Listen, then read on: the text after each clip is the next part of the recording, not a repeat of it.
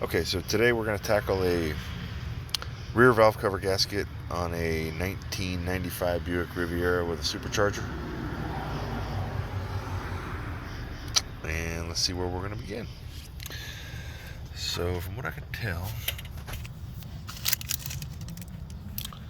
we've got some issues with the hot water hoses for the heating lines. I need to remove those two clamps there.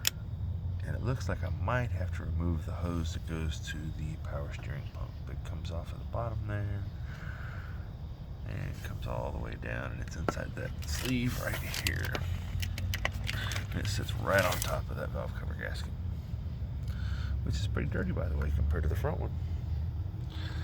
The front one's nice and clean, and the back one, well, it hasn't seen the light of day in a long time. Okay, so I'm going to go ahead and stop, and I'm going to take the two hoses off, and we're going to see if that gives me enough leverage down there to get to all the bolts. Oh, and I'm also going to take the spark plugs off. Remember to mark them. Typically, they're the short one is cylinder 1, the medium one cylinder 2, and the long one cylinder 3. If there's boots on them when you take them off, make sure you put those boots back on, because they have a problem with arcing to the block of the motor. And it didn't start doing that until they get really hot, and it just keeps the heat away from the rubber. Alright, so be back in just 1 second. Okay, so I've got the two water hoses off of there for the vacuum lines, or I'm sorry, for the heater lines. And when I got them off of there, I've noticed I've got a lot of heavy corrosion around the end of this pipe. Well, I know one thing from experience. There's a couple of little water pipes down here that come into the side of the block. And actually there's one in particular I'm thinking of. The second one that comes out of the water pump. But anyhow, the only thing that holds that thing in that block and circulates the water, as you can see it down in there, is an O-ring. And literally what holds it in the slot is this little mount right over here on the side. You can see it back in there, right there. You can see it better from the top. A little bracket right there. It mounts to the block down here underneath that. So anyhow, the end of that one was corroding, and I almost didn't get it to stop leaking. So someday I'm going to have to use the newly reconfigured water pump they designed for these, and it'll convert it over to a 45-degree angle pipe that comes out of there like the 96 did, which looks a little bit like this right here. You see, it's just O-rings. They pop in there. Amazingly, they're able to hold pressure without popping out. Anyways, so what I'm going to do is I'm going to take a nylon bristled brush, and I'm going to clean all that off of there, and then I'm going to spray rust reformer on there, and that ought to keep it good for hopefully another 25 years. Okay, so I've got the connections treated over there. So got the hoses pushed down in the back there. So it looks like I'm gonna have to remove the spark plug wires next. I don't know, I might be able to push them over to the side actually. I'm just worried about having the clearance when I lift that up off of there to get it out. And I think that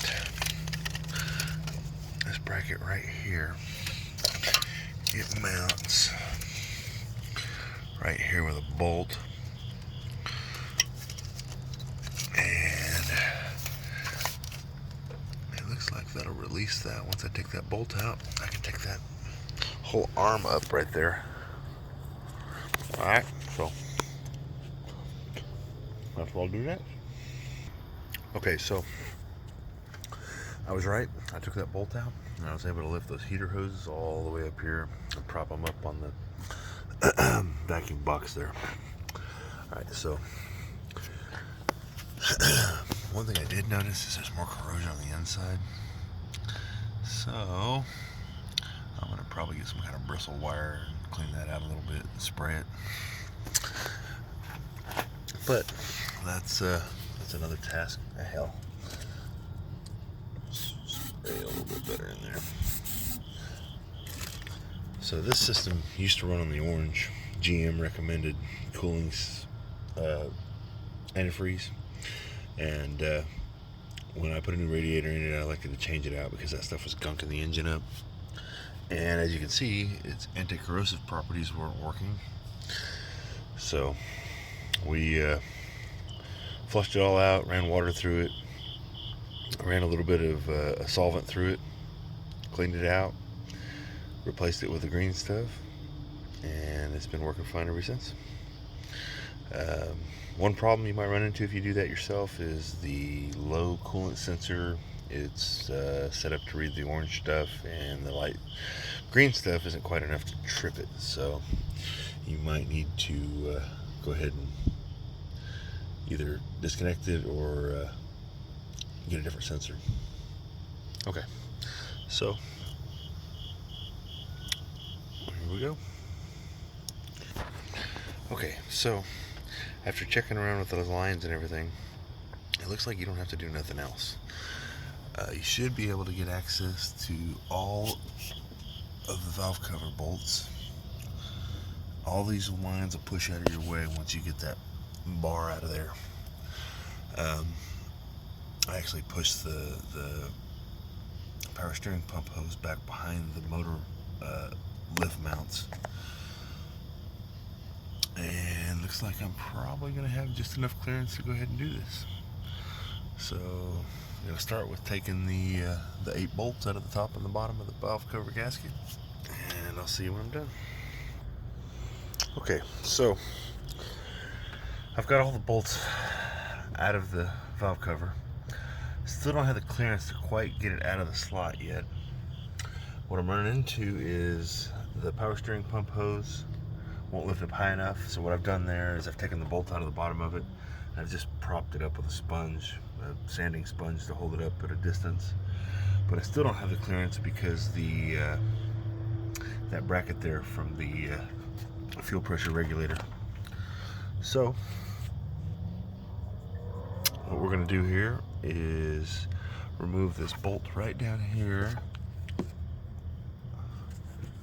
There it is down there, and it'll allow me to pick this bracket up and get it up out of the way.